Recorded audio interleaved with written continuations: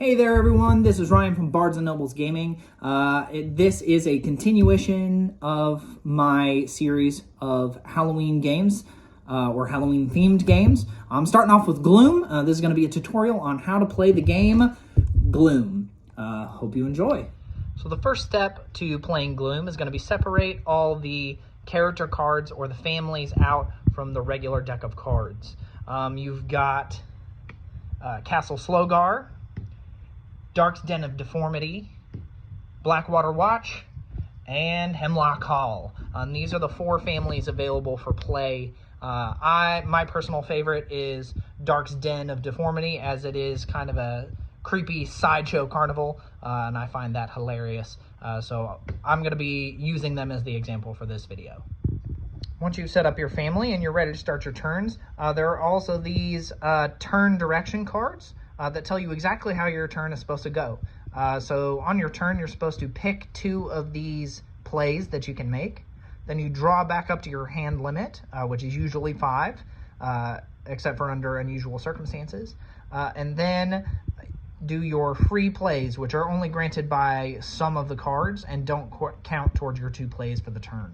On the back of this card is also your timing icons, which you will see on some of the cards in the main deck.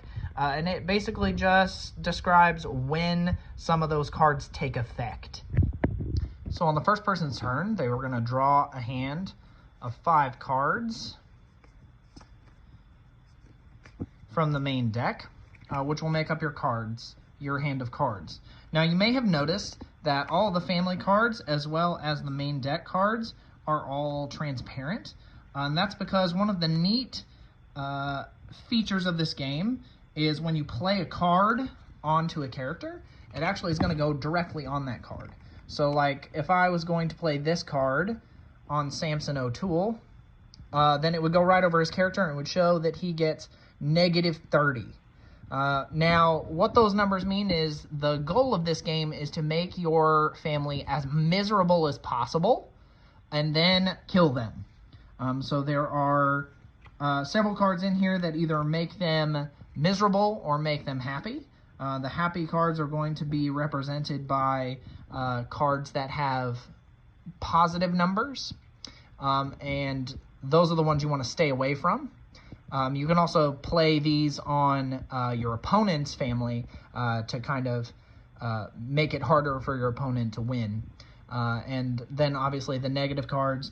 And then you're going to have death cards, which look like this. It's an untimely death card, which you can only play on your family as a second play. Or, I'm sorry, this is an event card.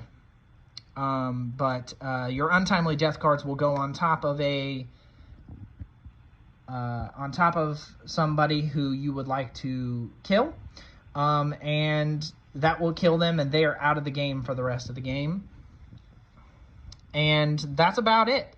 Now, the biggest feature of this game is storytelling. So as you can see, a lot of these cards, like the untimely death cards, say things like, was burnt by a mob, or suffered from sores, or for the positive ones, things like was diverted by drink.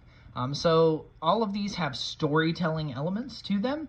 And one of the biggest things that makes this game so much fun is you need to give a narrative for the card that you are playing on your character. So for instance, Samson O'Toole suffered from sores. He actually went to work putting up the tents for the carnival and got loads of blisters on his hands and feet, and because of that, he suffered from sores.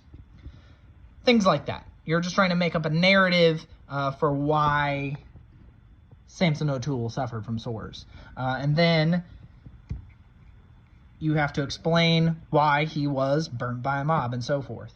So it's not just a strategic element to this game. There is a storytelling element to it as well, which is one of the things I think that make it really good for the Halloween season, because you can make it as spooky or gruesome as you would like it to be.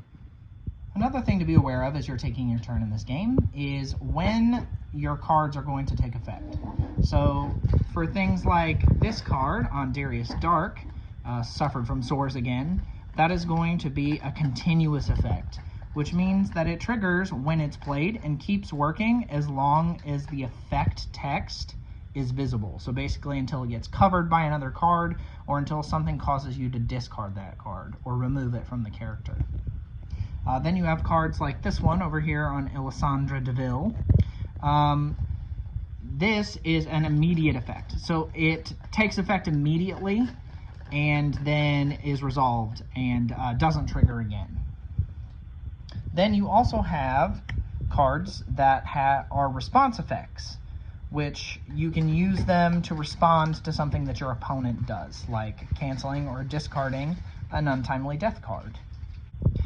So it is important to keep a idea of when your cards are going to take effect when you're playing them, as you can only make 2 plays a turn.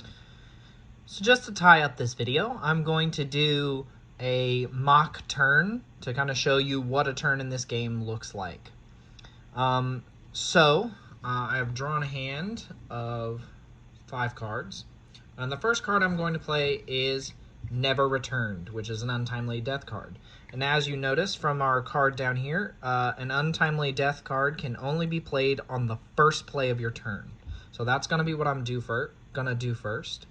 This card specifically is worth an additional -10 to any card with the little bat icon, which Mr. Giggles over here has.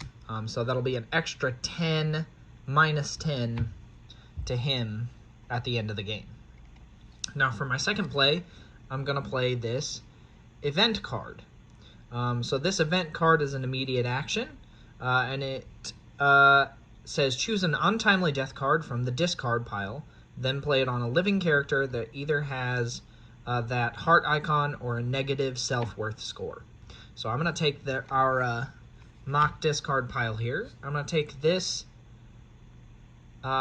untimely death card, which I can now play because of my event card, which is worth an extra -15 and can be played on any character that doesn't have that heart icon on it. So I'm going to play it right over here on Darius Dark, which doesn't actually get us a whole lot more because it covers our 15, which that's important to remember when playing this game, is when you play cards on top of each other, some of their values will cover up previous values from previous cards. So you have to plan accordingly to maximize your points. So after that, I will then draw back up to my hand limit, which is still 5. So I will draw 2 cards, and that would be the end of my turn.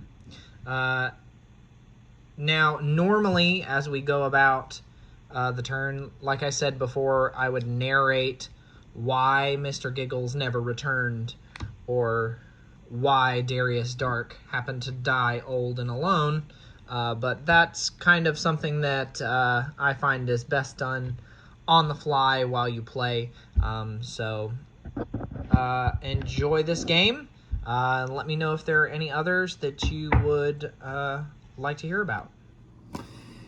So that is the game Gloom. It's a really good Halloween-themed game, like I said before. And if you want to see any videos like this about any game that you have that you may need a clarification on the rules, or if you'd like to learn how to play a game that you've just newly bought, just leave me a comment or send me a message, and I will do my best to do a tutorial for that game in the future.